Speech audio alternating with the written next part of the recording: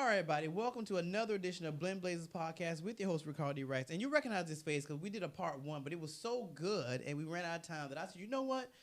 We're gonna do a part two, which is very rare. But I'm so excited to have Chef Mo back with us again. How we doing today? Hey, how you doing?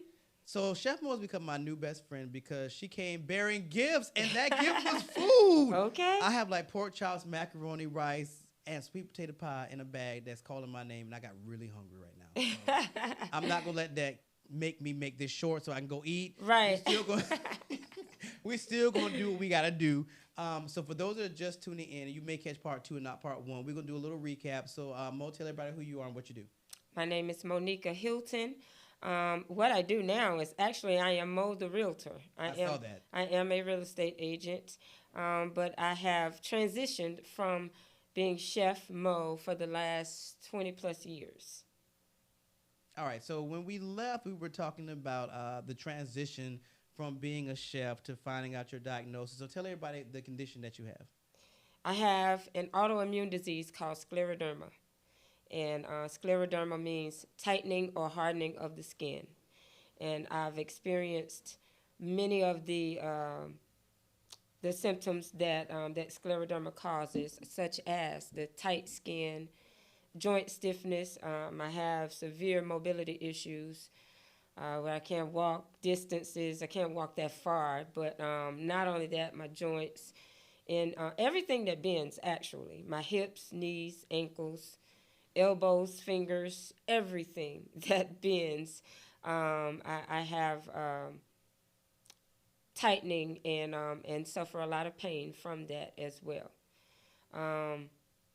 I was diagnosed in 2016, and that caused me to rapidly begin to develop a lot of these symptoms, and kind of changed, not kind of, it really changed my entire life, and not just physically, but mentally and spiritually as well. It changed my whole scope on everything that you encounter on a daily basis. That has changed, even prayer and meditation, and trying to learn how to hear from God. It's a lot of all of that has basically just changed my scope on life and my perspective on blessings and how to give and receive, actually. So it's been a very, very tough struggle, but I'm doing it.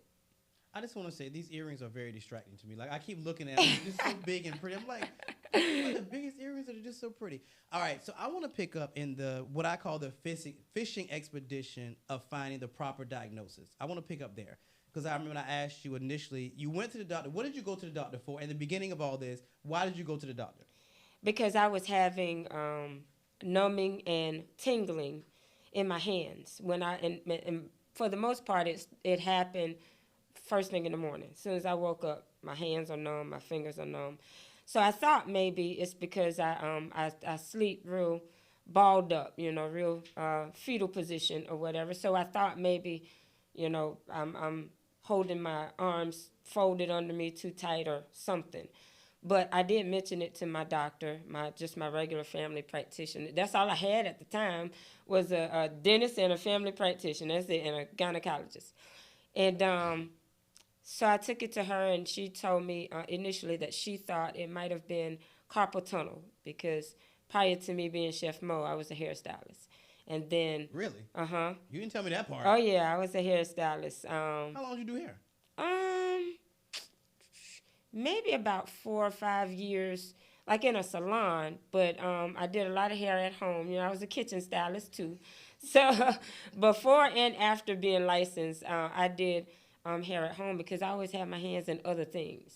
Clearly. Yeah, so I became licensed in 98 and worked at a few salons like J.B. White, Belk, J.C. Penney, and then some private salons, but... I thought for all of my adolescent years, when I grow up, I'm going to buy me a hair salon and I'm going to do this. And, so because I did those those kitchen ponytails at home, and you know when you put the hair, that roll of hair in the microwave, and let that microwave cook that ponytail, man, that the best curls. You hear what I'm saying? I did those in finger waves and short styles. I did all that at home, unlicensed, no training. I just picked it up and taught myself. Seriously? Because my mama was real frugal. And so when I was like 11 years old, 6th grade, I believe, it was time for a retouch for my Jerry curl. And she was not ready or willing to take me to get them roots tended to. So I was like, okay, I'm going to do this myself. And my aunt, who also, you know, dabbled in like doing her own curls or whatever, she had the supplies. So I'm in there messing in her stuff. And I did a curl, and it was a mess. It took at the roots, which was cool for me because it elongated the rest of it, which of course it was stringy on the ends, but the rest of it was wavy. So I'm more like, oh, well, that's what I wanted anyway. That kind of works. I can move my hair, because with that Jerry curl, you couldn't move the hair. It was still. You have a wet neck. You'd have a wet neck for them Jerry curls. So I messed around with that, and then I began to, you know, just do my own hair. And then I learned how to do the reversal. You know how people used to reverse that Jerry curl and blow dry their hair? Mm. Epic fail. Because I did that a couple of times, and then my hair started falling out. Oh. So I had to cut it short and start all over again. But after that, you know, that birthed the, you know, my admiration and wanting to do hair after that. So all through high school, that's all I knew that I was gonna do. I had, like, cooking was not even, it never crossed my mind. It was not on the radar. I'm actually jealous because every skill set you have is a money making out the gate skill set. Hair doing, chefing, all these are out the gate. You can make money from. I'm actually really jealous. And I've always been working with my hands. That's how I make my money. Mm. So as I'm confused with God, like, really, God, like, you gonna show me this and then you gonna take it away? You know, after I slowed down with doing cakes and catering and it eventually stopped, I picked up a paintbrush. And so in addition to doing hair and being a chef, I'm an artist. I can paint. Picked up my laptop and started typing. I'm an author. I've written a book already, and I'm working on one now. So, you know, just trying to figure out, you know, life. And I wasn't that master's degree. That didn't motivate me to go and get that master's and that PhD. Yeah, lucky you, because it motivated me to do it. You have more soft skills than I do. I got my bachelor's degree and was like, you know what? I'm done. I ain't going back to school. Not for, you know, a degree of that magnitude. I'm done with that. Like I said, I'm jealous because you have the skills that can make money out the gate. Well, whatever. It's fine. I'll get over it before the show's over. All right, so the diagnosis of carpal tunnel wasn't far-fetched because you've been working with your hands for so long, so it wasn't far-fetched. Right. That's why it was easier for them to just say, this is what it is, and, you know, think, okay, I'm going to take this prescription or, you know, take this hand brace and keep it moving. So what made you go the distance? What made you come back and be like, no, that's not it? Because the explanation of carpal tunnel didn't match with what I was experiencing. With carpal tunnel, you know, it does say that, you know, you have the pain that shoots from maybe your thumb or your middle finger down to past your wrist and down to the joints and the tendons of whatever to your elbow. I wasn't experiencing none of that, thank God. But because many stylists that I do know that experience carpal tunnel never described numbing and tingling in the fingers. And because my father had passed just 2 years prior to from complications of MS, I thought, no, maybe I need to look further because, you know, perhaps this was hereditary, you know, because he had other family members that had MS as well. So I'm thinking, you know, the worst, of course, but I'm thinking maybe this is something to do with that, not carpal tunnel. So I told my doctor to keep digging, and she was like, well, I can give you a referral to go see a rheumatologist, but this is beyond my scope of expertise.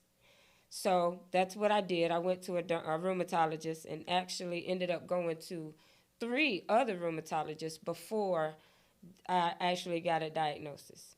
Did it have okay? So, because I'm going this way because, like I said, in the first part, we talk about on my other show, we have healthcare experts, and it's always a thing with minority patients that they feel like our threshold of pain is higher, so they're less inclined to go on a fishing expedition, for lack of a better term, to go on a fishing expedition to find something that may not be on the record or may not be in our history, in our charts.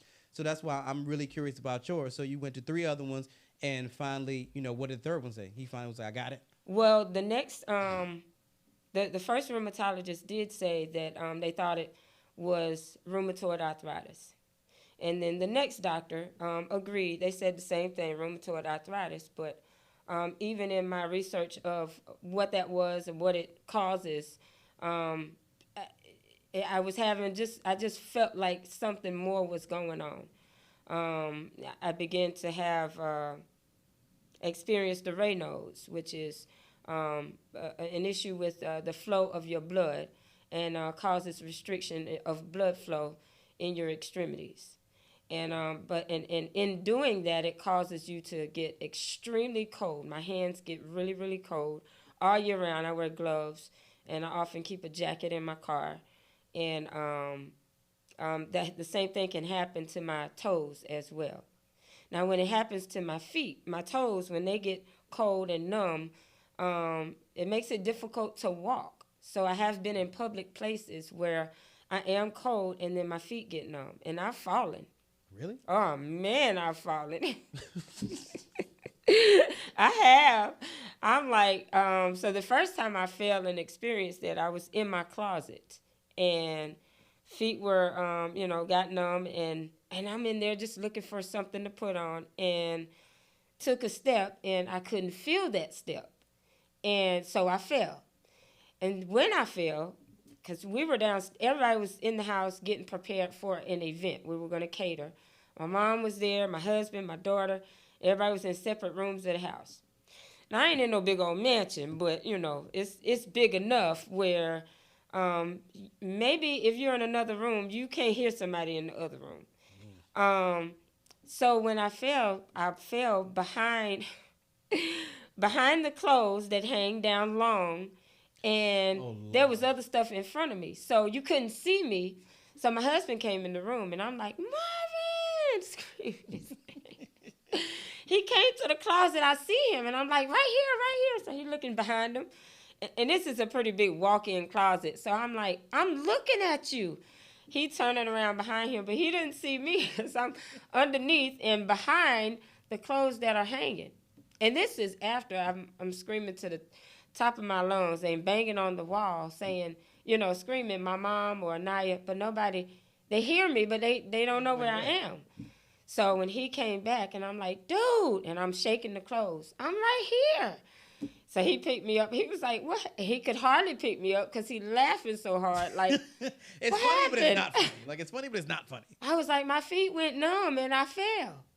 So that happened again when, just walking downtown, East Point. We were going to a restaurant, and I stumbled on a crack in the cement. And my legs, my knees, my feet, whatever, it doesn't move fast enough to catch my balance. Ooh. And so I go down. And, maybe people passing in the street saw me, but we was only around one person, and that dude was passing by. I told Naya, I said, I know when he got around the corner, he bust out laughing because I just went down without a warning. Like, my husband was like, what happened? I couldn't catch my balance. And I did. This happened in a class, in a continuing ed class for real estate. Now, this was a classroom full of people. And I knew that I was getting cold. I had my gloves, and I had a sweater. And I had Uggs on and socks and everything, but it had gotten to the point where my fingers were numbing up that I thought I was going to just tip outside and warm up a little bit. And, that didn't work as planned. Because when I got up, I stood up. And normally, even when I get out my car, when I get up from this chair, I stand up enough to, allow things to, flow freely or whatever. And then I take a step. Well, I didn't do that because I was sitting in front of the class. And so, I'm trying to play it off like I'm normal. I'm regular. Because I'm just beginning to go back out in the public by myself without my husband or my daughter supervising me. And everybody who extra check on me or whatever, like, you good? Everybody around me, you good? I'm like, I'm good. Like, I can go to class and, so I got my behind up and took a step before I should have. And I fell. Oh, God. I fell straight down, and everybody jumped up. Before you know it, it was like 3 people hovered over me, ready to pick me up. I was so embarrassed. I wanted to army crawl out the doggone classroom and never come back. I was too ashamed. You have a condition. That's not like clumsy. But man, I need we fall down, but we get up playing after me every single time that happens. So at least from the spiritual side, people don't laugh too hard. I mean, would a cane help? Just to have one on. I don't think so, because I can't hold it. Oh, that's true. Yeah, my fingers constrict so much that it's difficult to, like, all my name brand bags and stuff like that. My daughter's just waiting to mature into her collection of Coach and Gucci and Fendi, because I can't hold those bags no more. Oh. So I know, right? That's wow. So, but yeah, just getting back up is the most important thing, because I was in a slump where I didn't want to be seen. I didn't want to, be out in the public eye anymore. And that's my thing. You know what I'm saying? Like, I ain't shy with the camera. I'm not shy with the microphone or nothing like that. So, well, you said there was a fear. So after the rheumatoid arthritis was discovered, that wasn't it. Then you finally did get the diagnosis, and you talk about you went online and saw the pictures of the people. Oh, and man. So talk about that, because you said you got really scared because you saw those pictures. That's right. What did you see? So, there are images of people with scleroderma that shows a really tight face. I'm talking about, like, if, an extreme to give you a visual, an extreme look could be if you, like a robber with a stocking cap on their face, and their face is really pressed. Oh. Or a kid playing on the glass, and their face is really pressed, and so some people's skin tightens that much where it's like it's absolutely no elasticity in their skin, and so I mean, you really can't do the basics like smile, things of that magnitude. You just can't do it. Well, some people they have a tip, a permanent smile, because their face, their skin is so constricted where their teeth protrude out of their mouth. Jesus. And their lips basically disappear. Now, you see a lot of that in Caucasian people because they already have smaller features, period. Mm-hmm. However, mine has kind of come down to, I got like medium-sized lips where I did have like voluptuous lips. I knew you were going to use that word. I knew you were going to use that word. I was waiting for it. Yeah, I had me some pluckers. And so that's kind of changed a little bit, and a lot of bits. And I'm being modest, a lot of bit. Because I was like, what is happening with my face? Oh, my gosh. So, but also my eyes, even just my, I have fuller eyes, not pop eyes, but, they were, like right now, just, I don't know, if you just meet me, maybe you wouldn't think. I mean, to look at you now, it just looks normal. Yeah, but if you knew me before when I was thicker than a Snicker, to know me, to see me now. I'm sorry, I gotta see these pictures of you. You gotta, you gotta. Your shape looks like it fits you, so I can't imagine you being no thicker as no Snicker. Oh, I came into this too, and that was because after the diagnosis, right, and I began all these medications, and still felt like I wasn't getting any better. I didn't think that the medicine was doing anything to me. Well, let me ask you this before you move on. What was the medication supposed to do? Was it supposed to try to return some elasticity to the skin, or was it just like pacifying as you go through the process? Pacifying. Just a Band-Aid. And everything I do is just a Band-Aid to medicate the symptoms. Like I take the highest dosage of this pill called microphenolate that I can take, and that's 6 pills a day. Jesus. 3 in the morning, 3 at night, or I can break it up 2, 2, 2. But that is designed to suppress my immune system. And so patients with more chronic symptoms, patients with other diagnoses with more chronic symptoms like cancer. I believe lupus patients can take that medication as well. But the medication and the regimen of eating healthy and drinking water and stuff like that, when I began to take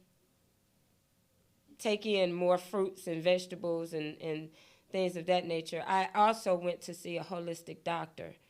And the holistic doctor even prescribed more pills in the form of supplements, vitamins, and minerals and stuff like that. But a lot of it was in the form of pills. Some I got in oil form where I can put under my tongue or put in my beverage. Some I got in powder form that I can put in my beverage. But by the time I take the medicine, because they did not suggest that I get off of the medication from my doctor, because they're kind of like they have two separate Bibles that they follow. Yeah, because that holistic, I figured that they are not pill heavy. They're more, I don't know, go out in the sun and praise the sun god. That a lot of that, but the supplements definitely are very large. And with me having issues with my esophagus tightening, because the scleroderma causes the tightening of the skin, it tightens tissues around the organs, around your organs. And so it's causing a lot of mess with my digestive system. Can't imagine. And my esophagus, I've had to have it enlarged 3 times already. So they take the camera and they go down and take a look at things, and then they take this tool to go down like a balloon and enlarge, blow it up a little bit. But because the tissues are so scarred by the acid reflux. Oh, God. I know, right? That I know about because the tissues are damaged by the acid reflux. They're really, really thin because the acid is coming up further than it should. Stomach acid is coming up further than it should, causing GERD and all of that stuff. So will this continue as you get older? The skin will continue to tighten? So it's just a matter of kind of slowing it down? Or what I do believe is that the microphenolate has slowed it down somewhat, but also my weight gained within the last year or so. So when I went to the holistic doctor and got on the regimen they put me on, I first had to do a poop test. You have to do that yourself. What do you mean do it yourself? You got to do it yourself. You have to use the bathroom, and it has to be like 4 consecutive days. And they give you these little, I don't even eat out of these little picnic baskets anymore, because that's, the red and white basket when you go and get you a basket of fries from a restaurant or something like that. You know them big baskets that hold fries? They give you the smaller one, but this it comes in a kit. I'm like, I don't even want no fries no more in this little picnic basket. But that's what they give you to poop on. So you have to poop in it, or you scoop it up? No, you have to poop on it because you can't get it in the water. Oh, good Lord. It is disgusting. I was in there like, of all the things I could use my mama for, I dare to ask, Ma, can you help me with this? And my husband either. I was like, I'm not going to ask that. So you did it yourself? I had to do it myself with these crooked ass hands. I just knew that I was going to drop it. Actually, I did the first time because I'm in there like, ew. So, you're so ridiculous right now. You do realize that's still you. Like, it's still coming out of you. I'm telling you. But, so the first day I did it, I'm really, really disgusted. You got to, it's a process because you got to scoop it with this little scoop thingy and then put it in the little tube that they give you. That just sounds messy. Like, oh, it wasn't messy because I was sure not to drop that shit. I mean, sorry, that stuff nowhere. But yeah, it was.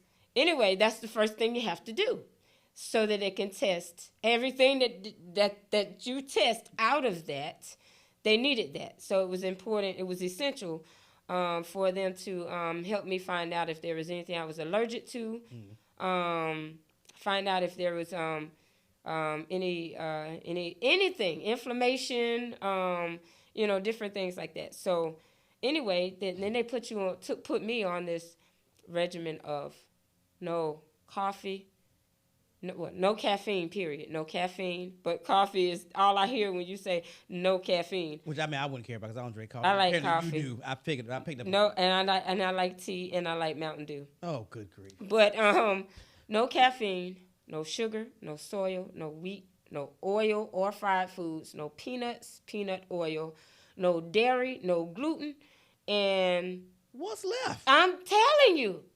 So, needless to say, I went from like 150 pounds thanks to the gastric sleeve and then scleroderma. But then I went to 123 pounds because I changed my entire way of eating. I mean, you had to. I had to. There was nothing really left on that list outside of grass. Right. You could eat grass. And so I went down to 123 pounds. I never been that. I don't remember being that size as a kid. 123 pounds. In high school, I still was thicker than a Snicker. I was sticking in the but I try to come up with other ways of saying I was juicy or plump or fat. You don't want to say that. When you're a confident woman, you make up stuff. You creative. Yeah, my sisters do it all the time. BBW. All that. It's a thing. So when I went down to 123 pounds, that was the start of my depressive state. Because I never looked like this before. My skin is sunk in and tight, and I did have a natural lipo, because everything that was flabby when I lost the weight tightened up, a lot from just the skin tightening itself. So all of that went away except for this little mini fupa that won't leave me alone.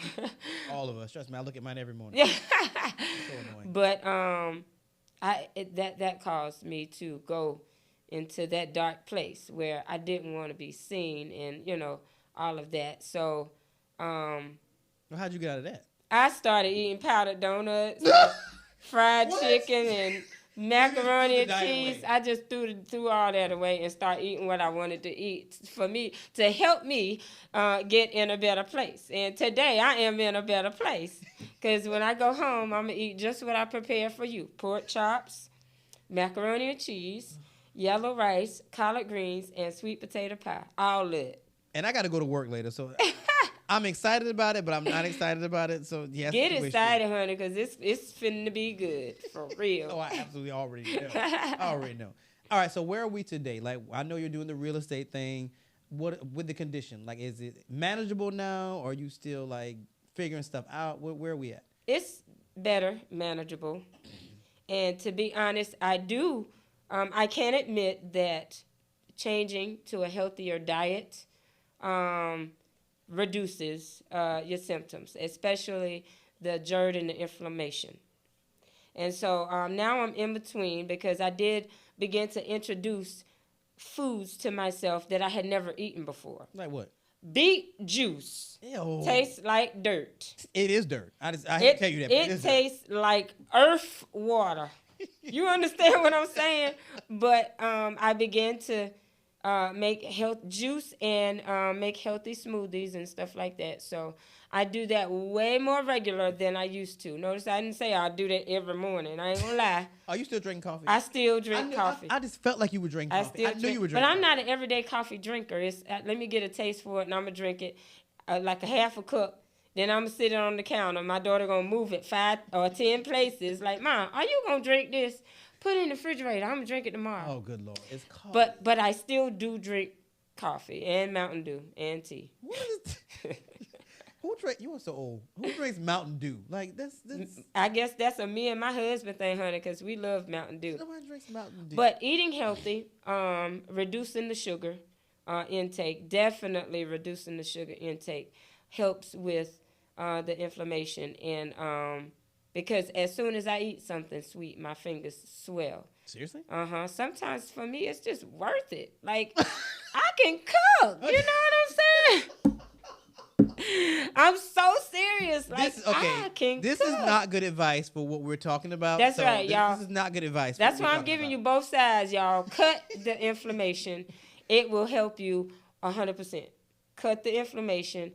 Change and go to a plant-based diet. It will help you 100%. I swear to God, it does. And your water intake definitely helps. When I have good moments, I know that it's due to, I hadn't had something sweet in like 2 weeks, or I hadn't had, I've been, cutting back on the fried foods and eating more greens and stuff like that. So it's definitely something there. A lot of people like to talk about Dr. Sebi, because that's the most popular name that people can relate to when it comes to eating the alkaline diet. But it for sure has helped. It did help me, but my weighing factor was I was 123 pounds, and I felt like I looked sick. And so even if that was a healthier Mo, like, excuse me, it made me feel, it didn't make me feel good about myself. Well, no, it's actually impressive that you found a happy medium, that you could still be happy, still be healthy, and still like you. Right. So that's actually very impressive. And I had to get to that because I did not.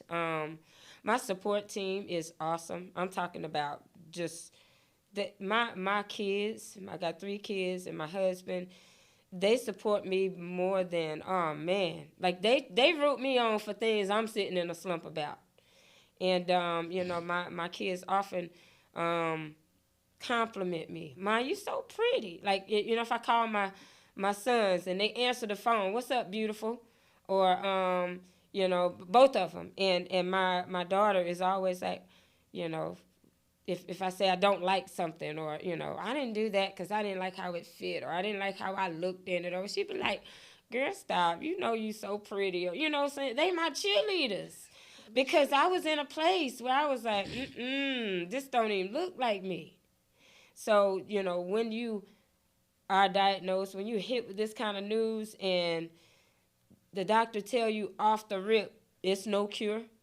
All we can do is give you medication to suppress, the symptoms or whatever. And I take medicine for everything that I got going on. Raynaud's, I take medicine for that. GERD, I take medicine for that. The scleroderma, the suppressive part of that is, I take medicine for that. But there's nothing for the skin. Now, what I have done is, in my quest to find out the holistic way to do things, like aloe, put aloe on my skin, or make butters like shea butter and, the different things that go in that. And, there is one special butter I make for my pain. Ooh. Canna butter. Love. That I don't even take the pain medication anymore. Really? I don't. I take the canna butter when I think to a certain level I have I'm immune to the discomfort of the nerve pain and the muscle pain or whatever. I just push through that, where in the beginning I was like, I feel bad. But I was on so many heavy things. I was on gabapentin, tramadol, fentanyl, and hydrocodone. Like, I was like, I don't want to. I only know 2 of those. Just the 2 are heavy. I don't want to continue taking this, and so I took myself off. Because, last time I told you, I be telling my doctors I'm something like a doctor. So clearly you just decided to make your own I took myself off of all of that. So when I am experiencing pain more than usual, I throw some butter in my food, and it is night. Yeah, I eat it. Oh, okay. It is like a rub. See, you can rub it. So I figured it was the cannabis. But I don't be wanting to get all that oil and grease on my clothes and my chair and my furniture and stuff. So I eat it. You could go old school. You know they have plastic covers. Oh no. Don't act like you didn't have that somewhere around. We all had that. Oh, I somewhere remember around. that's that room you can't go in. Exactly. You slide off when you sit on Shout it. out to my mama. That's that room you can't go in with the plastic on the furniture. So yeah, I definitely know about that. All right, so advice to people. When should somebody seek a doctor for the symptoms that you exhibited? If you are experiencing joint stiffness all over your body, doesn't matter which joint, because like I shared with you last week, you can have arthritis in your jaws. Yeah, I remember you said. So if you're experiencing joint symptoms, joint stiffness, and you can't really put a finger as to why you are experiencing that, and you are at the same time you're having digestive issues. And first of all, let me start over with the digestive issues. If you're having digestive issues, seek answers, because all diseases start in your gut. Really? Yes. All diseases start in your gut, and they are agitated by what you put in your body. Mm-hmm. And the mucus that forms in your gut that travels throughout your body. Mm-hmm. So if you are experiencing, if you can't boo-boo every day like you're supposed to, that's a problem. If certain foods cause you to have gas and bloating, it's a problem, because those activities is your body saying, I don't like something that's going on. I'm going to need you to get it checked out. But definitely seek medical help, and don't stop at the first doctor, especially if you do like I did, and after I first went to the rheumatologist initially, and they said one thing, and then I'm reading like, okay, so let me read everything I need to know about this, and it didn't line up. It didn't sound like it was the same thing. I went back to the doctor, and when they were like, well, I don't know what you want me to say. Nothing. Bye. You know what I'm saying? You don't have to say nothing else. I didn't go back to that doctor anymore. I went to another one. So, and that's what it takes sometimes, because you have to advocate for yourself. Facts. Me going to the doctor several times was just like, tending to a newborn baby where all they can do is cry. And you have to figure out those cries to figure out what's going on with them. I'm wet cry is a different cry than I'm hungry cry, and I'm sleepy cry. So my body was crying, trying to tell me that something was going on. And these doctors ain't putting their finger on it yet. So I did get diagnosed kind of simultaneously, though, from my dermatologist and the rheumatologist, the current rheumatologist that I go to, because my skin began to show very shiny across my chest. And I'm talking about you couldn't even pinch it. It was super shiny, and then I got dark. I wore my arms out so I can show, the severity of the skin tightening, and like these scars and stuff on my arm is due to that scar tissue, because like I was this color or a little lighter, like maybe my daughter's complexion, a little lighter, and so when my skin started getting tight, it also started darkening, and couldn't explain that, and of course the doctors wasn't really explaining that like I needed to hear, so I went to a dermatologist, and as soon as the dermatologist, Dr. Sherry Strawn, right here in Atlanta, the Buckhead area, she came in the room and went straight to the computer. And, I'm quick. I fire a doctor now. So Not fire a doctor. She went straight to the computer, just typing. I'm like, thinking to myself, what are you doing? What is she doing? Like, she didn't even speak. Went straight in, looked at me, straight to the computer. And she typed up some stuff, and after a while I hit a printer printing.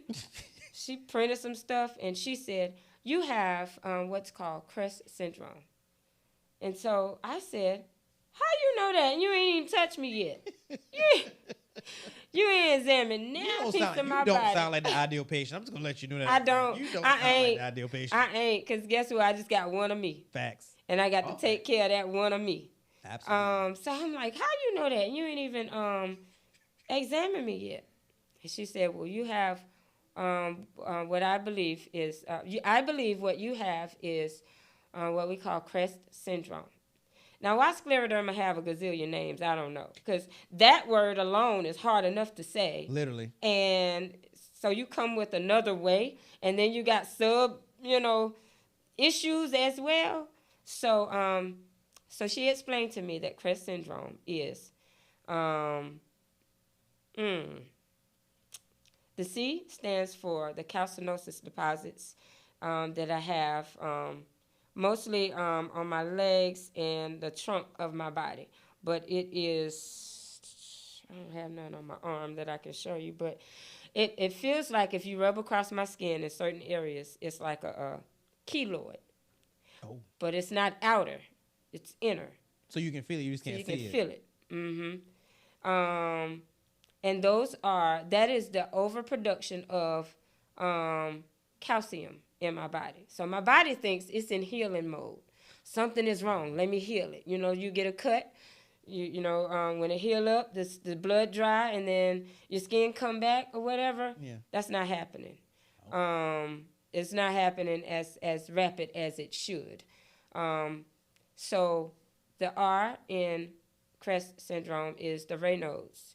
And the Raynaud's is the under circulation, like my blood isn't circulating properly through my extremities. Behind Raynaud's, people can experience these open lesions, like on the knuckles, sometimes on the fingertips. Sometimes you can get gangrene and lose your fingers. Oh, God.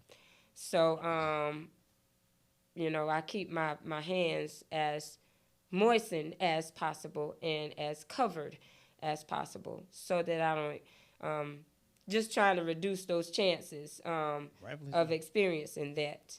The E is esophageal dysfunction. That is the issues that I'm having with my esophagus, tightening the tissues pressing upon my esophagus, causing it to tighten.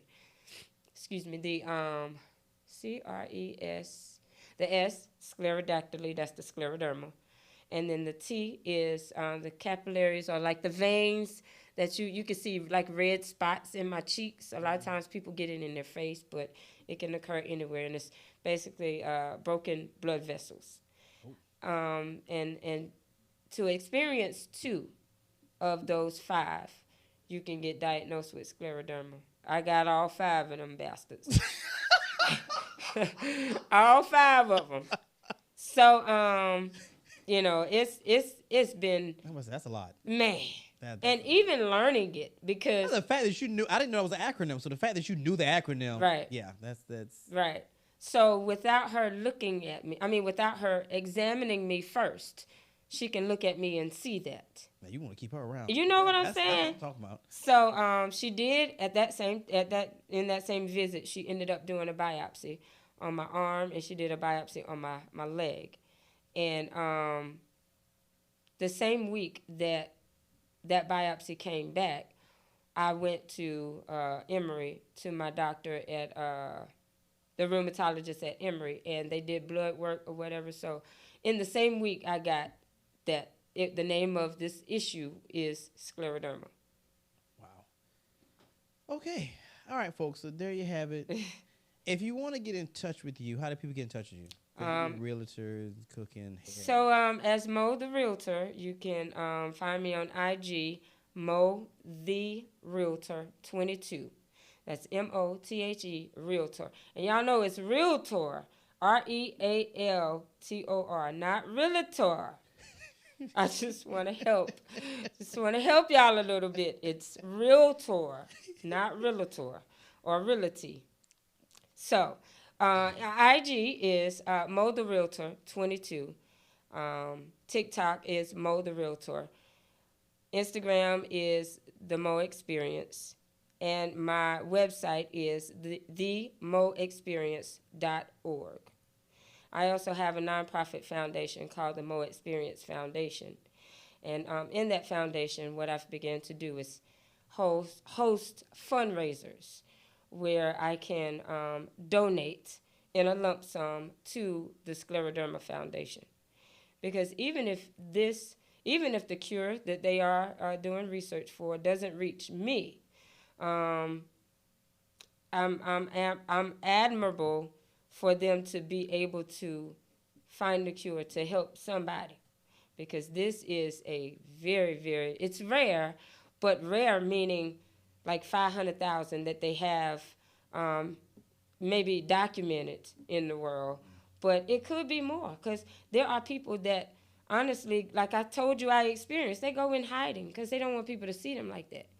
Because when you see those people with the teeth hanging out their mouth, honey, that's a scary thing. I'm Literally. talking about like no lips, because the lips have tightened so much it disappeared. It's a scary look. Y'all, go on scleroderma.org, and you're going to see some fingers that look like mine. When they first said that I had rheumatoid arthritis, immediately, and this is before I knew about scleroderma, I said, oh, Lord, I hope I don't get the crooked fingers like the old ladies that look like they got change in their hands. And how about that? Your My doggone imagination's fingers. Your imagination is terrible. Can you see it? You know what I'm talking Now I about? can't unsee it. When Yeah, they- now I can't unsee it. When Yeah. they handing you that money, tell me, here, go buy yourself some pop. And then them quarters keep falling out their hand because they can't hold it. I got them fingers, God. I'm so done with you. I'm so done with you. I had to figure out a way to, because I've always had a heavy sense of humor about anything, I had to figure out what was going to make me laugh about my situation instead of keeping me sad and making me crying about this situation on a regular basis, because I shedded some tears. I can only imagine. I really did. I shed some tears. I still ask God, why me from time to time?